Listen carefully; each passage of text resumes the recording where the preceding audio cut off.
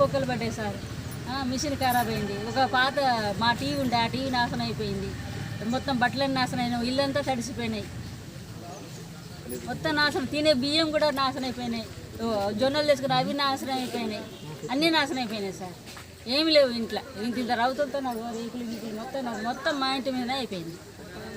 Current వాళ్ళు వచ్చి రాబట్టికే పగిలింది సార్, లేకపోతే నాకు తెలియదు. మేము అనుకోకుండా పోయేవారుగా జరిగిన విషయం అది. ఎవరు అనుకోలేదు అట్లా జరుగుతుందని. అట్లా. నమస్తే అండి, నా పేరు ధన్సరి శ్రావంతి, తెలంగాణ గ్రామ పంచాయతీ మాజీ సర్పంచ్. ఇక్కడ బొల్లినగర్ ఏరియాలో వీళ్ళు కరెంట్ లైన్ అని వర్క్ చేస్తారండి. అక్కడ మిషన్ భగీరథ పైప్ లైన్ ఉంది, చూసుకోలేదు వాళ్ళు. ఆ పైప్ లీక్ అయ్యి 3 ఇల్లులు మొత్తం మునిగిపోయినాయి, పెద్ద పెద్ద రాళ్ళు పడ్డాయి వాళ్ళ ఇంటి మీద. మేము ఇక మాజీ సర్పంచ్ కదా అని చెప్పి వాళ్ళు మాకు ఏది చెప్పట్లేరు. మేము కూడా సరేలే, మా ప్రజలు మా అందరూ ఉంటే చాలే అనుకున్నాం.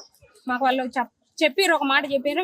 వచ్చి చూడంగానే 3 ఇల్లులు మొత్తం మునిగిపోయినాయి, రాళ్ళు పడ్డాయి వాళ్ళ ఇంటి మీద. అప్పటిలోపు కూడా ఏఈ గారు కానీ మిషన్ భగీరథ ఎవరు కూడా రాలేదు. ఎప్పటికప్పుడు ఎమ్మటెమ్మటే ఫోన్లు చేయడం వల్ల ఇప్పుడు ఏఈ గారు డిఈ గారు వాళ్ళు వచ్చారు, చూసారని. కొంచెం తొందరగా పైప్ లైన్ కూడా మంచిగా చేస్తే బాగుంటుందని కోరుకుంటున్నాను.